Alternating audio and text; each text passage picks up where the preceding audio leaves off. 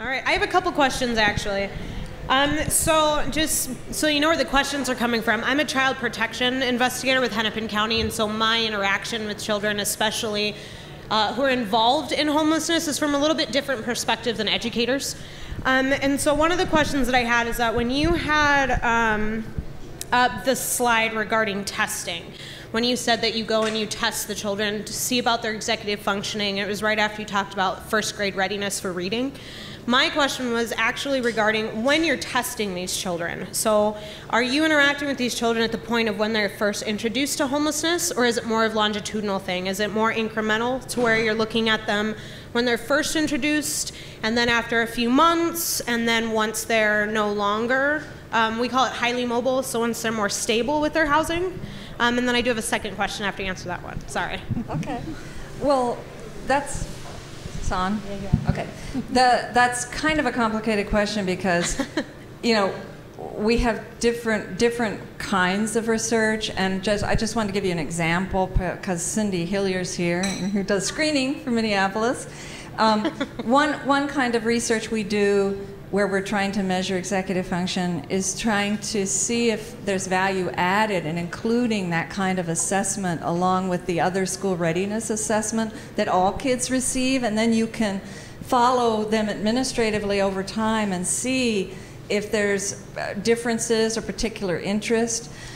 In terms of what we actually assess while kids are staying in shelter, we are interested because so many of the kids we've seen over the years go right into kindergarten, first grade, whatever. They are entering school right while they're living in this unstable situation, which is obviously not optimal. We're interested in how they're functioning right now and how to support them right now. And I would assume that in a stable environment that we would see a different kind of functioning. But our data shows very clearly that how kids are able to regulate their emotions and their thinking and do little computerized tasks. We do like child versions of luminosity. And those little measures, which they think are fun, they enjoy it, they predict how well they do in school, not just like learning, but how well they're getting along with other kids and their behavior.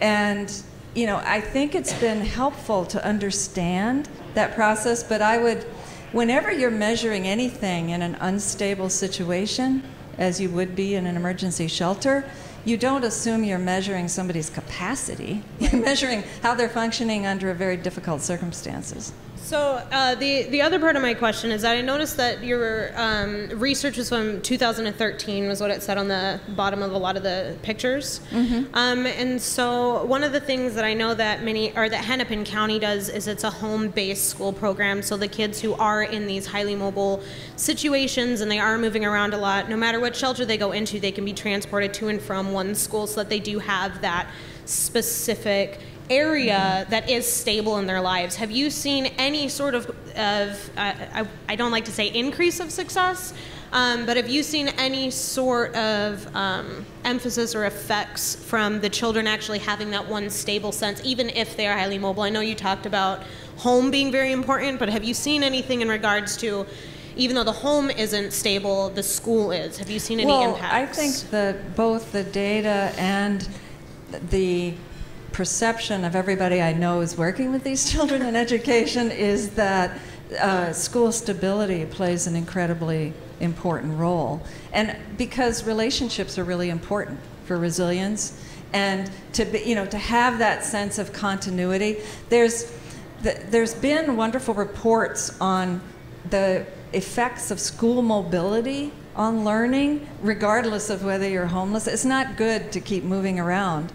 Now, some of the time families want to move because they're moving to a better opportunity, but it still can be very costly to children.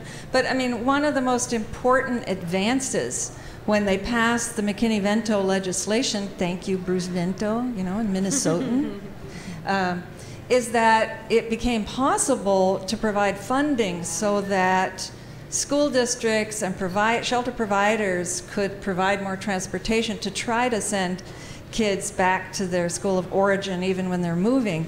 But it can be really tough. I mean, if you have a kindergartner whose school is like way on the other side of rush hour, it's hard to think about sending them across town to go to school. Now, we have experts here who do this. Margot Hurl is here, Ryan Strack is here. They may want to come up and comment about this. But for sure, I mean, I think stability really matters. And it's stability of relationships, stability of friendships, stability of teachers. There are a lot of elements to it. Thank you. Well, if no one is someone, he's on his way. Okay.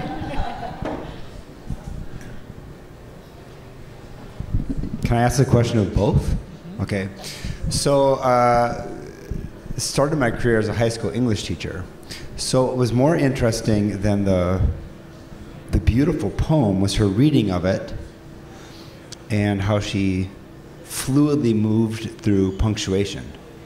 So read the last clause of a sentence and bled into the first clause of the second. So the audible was much more satisfying even than the beautiful writing. I'm just wondering if you could comment just on the use of language, whether it's spoken or written, and whether you notice patterns in your writers. Yeah, no, great question. Process is so interesting with our authors and the classes that we put on in which they create, because we work to make them as inclusive as possible. And I think that's kind of part of our competitive advantage as an organization, that it's not so much that we're like excellent at executing stuff. I think we are, but like we just believe it's possible for people to write, even if that's not been presumed an option, and we figure out a way to do it. Sometimes that's someone speaking and then someone transcribing what they say word for word and reading it back to them, or maybe recording it with an iPhone. Sometimes it is someone, writing by hand, and that might, those two processes are going to get you very, very different punctuation, for instance. In terms of patterns, honestly, I think writing by people with developmental disabilities is some of the most diverse and interesting that I've ever encountered in my life, which is why I'm so excited and happy to help create it.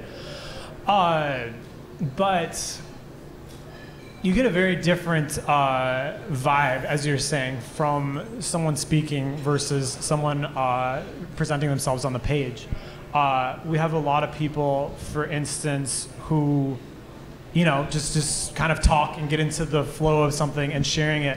And the way they might pause or create clauses or kind of have natural rhythm or cadence in that gets captured when it's recorded and someone's transcribing. But then when they get up and read, it might be totally different. So there's all sorts of variables at play. But I think, yeah, we really honor and are excited by, in particular, the non-standard, when that's something that someone's bringing to the table.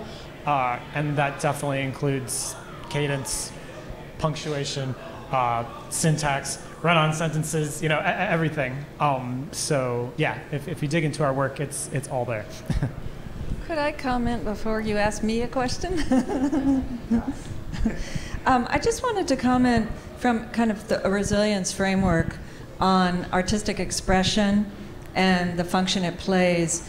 In the broader literature and evidence on resilience, which includes also many first-person accounts, autobiographical accounts of people who've overcome incredible adversity, it is pretty clear that artistic expression can play a very powerful role.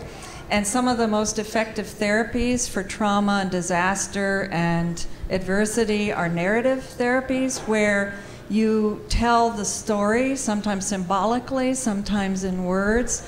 And in terms of the ordinary magic part of this story, there seem to be at least two, it's complicated, but at least two major ways this works. One is that meaning, a sense of coherence and meaning in your life is a very powerful protective factor. And there's something about artistic expression and creating works of art that creates meaning for the individuals. And the other piece of it is control. Because when you have these disasters happening, and you try to relate to people who are in Puerto Rico right now, you feel like a sense of control can be pulled away from you. The same thing can happen if you're the victim of violence or maltreatment in a household. You feel like helpless and you don't have control. And there's something about telling the story, painting the picture. It's not only meaningful and expressive, but you, the artist, have control over what unfolds, and that seems to have a very protective effect on people.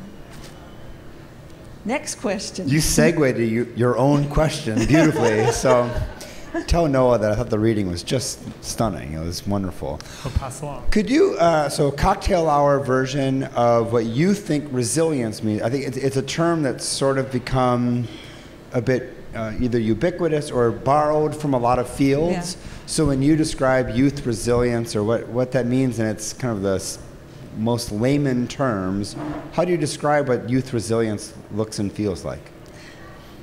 Well, resilience is the capacity any of you have or any system has to respond to a challenge in an effective way.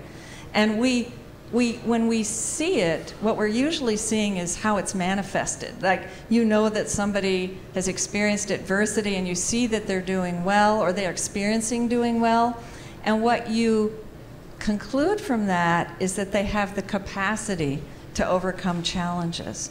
What resilience is not is a trait. There's no such thing as a trait of resilience. There are many attributes of people. I mean, you walk around with many capabilities that are in your mind and in your body that help you deal with adversity. And those range from your health to your mental capacity. You're a good problem solver, you can figure things out, that sort of thing.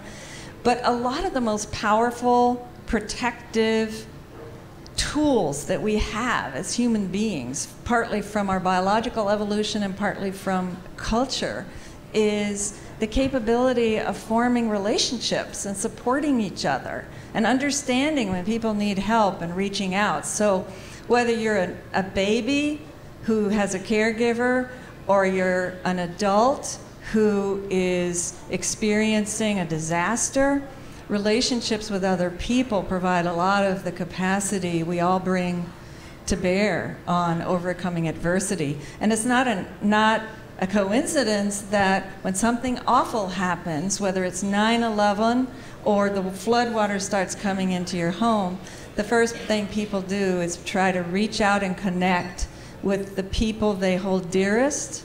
And it's, bidirectional. Those are attachment bonds, and they are very powerful protections for recovery. Sometimes it takes time to recover, but we have a lot of human evolution and cultural tradition behind us. Cultures have lots of traditions to help you, whether they're faith, religious ceremonies, cultural practices, rules and prescriptions for helping each other. Human beings have lots of ways to recover and promote resilience. There's no one right way, and there's no singular resilience trait. And it's hard. It's a systems concept. You can talk about the resilience of a family, the resilience of the economy, the resilience of Minneapolis, the resilience of everybody sitting here, patiently listening as they think about what's going on next. But it's complex in a way, but I think everybody deeply knows what this is about. I mean, I do research on protective factors, but I can also go into any group of people and say, think of a person you know who's overcome something really difficult and is doing okay, and tell me what made a difference. They come up with the same list of protective factors as the researchers do. And I think that's because we're talking about something very fundamental that we're all familiar with. All right, one more question, that's it, I promise. Sorry, guys. Okay, so when you're talking about kind of how things are changing, one of the things that a lot of the Minneapolis schools are doing is turning away from paper and going into iPads. And a lot of their education and a lot of their take-home and their homework is on iPads. So this is kind of like an all of you question. In regards to individuals with specific learning needs or different learning needs or different abilities, transferring the attention from a paper document to something that is electronic, as well as a highly mobile family, for taking it to something that has to have a Wi-Fi or an internet connection to go home and do their homework rather than a paper or a book. How do you guys, I mean, as individuals who are going to be working with these children and with these families, any kind of insights or kind of, hey, don't give ups that you have? Because, I mean, it just seems like more and more it's going away from, hey, I'm holding a book, I'm writing down my notes, to I left my tablet at school, or I don't have Wi-Fi, or I can't look at the computer screen for more than 2 minutes, or I get a migraine. So. Yeah. What's that? Shanoa did have a notebook. Just for practicality's sake, we in our classes work a lot with pen and paper because we don't have an iPad for each person. I'd say it's a both and thing. Sometimes I think about the way programming for adults with disabilities is run, and like if you're looking to help people get jobs or integrate into new spaces in society, you want to equip them with toolkit that help them do that, and digital literacy is part of that. And how much does learning to use an iPad or a computer play into any of that education? At the same time, having the other options, I think, is a piece of inclusion, right? This isn't related to disability, but I worked in a school district in California with low-income students. It was a very, very wealthy school district, and they chose to switch to all digital report cards and not mail them home at a certain point. Many of the families that we worked with didn't have internet in their house. So all of a sudden, parents don't get report cards. That was like a game changer for parents being able to be on students about their grades and stuff like that. So that's just one instance, but yeah, I'd say it's all of the above strategy in my book. I'm going to answer by sharing a response from a panel of Syrian refugee youth. Not so long ago, I was in Jordan, where they have a huge number of Syrian refugees, and we had this meeting where we were talking about risk and resilience of refugees. And instead of visiting a refugee camp, which can be it can feel intrusive because there's always so many people visiting, we invited a panel of youth to come to the meeting and sit with us and the Queen of Jordan, and they tell us, what do you need? What do you know, these were teenagers. And their answer in a nutshell was, we need a smartphone, a high-speed internet connection, and opportunities to learn. And that about wrapped it up. I think that what we've seen a tremendous change since 1989, when I did the first work we did, in terms of the electronic access, even in the shelter system here locally and among the parents. And I have to assume the service providers feel that it's really important to get people connected to smartphones, especially if they're mobile. And virtually all the parents have smartphones or something close to it. And my personal response is, I think that people learn in different ways, and it's fine with me, paper, tablet, computer, and so forth. But I think we every kid in the world, but every kid certainly in our country needs a free, high-speed internet connection and some sort of electronic device that they can, connect with. And I think we have to get there. We're behind a lot of other countries. Well, if no one else has any other, one more question, one quick question. This is for Dr. Maston. You talked a lot about how effective parenting is really important. Have you seen any really effective methods for teaching effective parenting skills or facilitating highly effective parent-student interactions among these families who the parents themselves are going through traumatic experiences? Well, right. I mean, clearly, if you don't know where you're going to live and what you're going to eat, that takes precedence. So, you know, you have to stabilize first. But, you know, it's interesting you asked that question because the Institute for Translational Research in Children's Mental Health just had a big conference at the Viking Stadium. I'd never been in that building. It's pretty incredible in there. And this conference was on parenting and featured, you know, kind of evidence-based interventions on parenting. And one of the world's great scholars on parenting, Marian Forgach, who was married for decades and decades to Jerry Patterson, who's from Ely, Minnesota, the most famous parent trainer in the world. He died recently, and she was here, came to scatter his ashes up on a lake in the Ely area. But they together, he did his internship when he was a clinical psychologist, got his PhD here, did his internship at a child guidance clinic, and concluded after a year that nothing that they were doing was having any effect whatsoever on antisocial, acting out kids.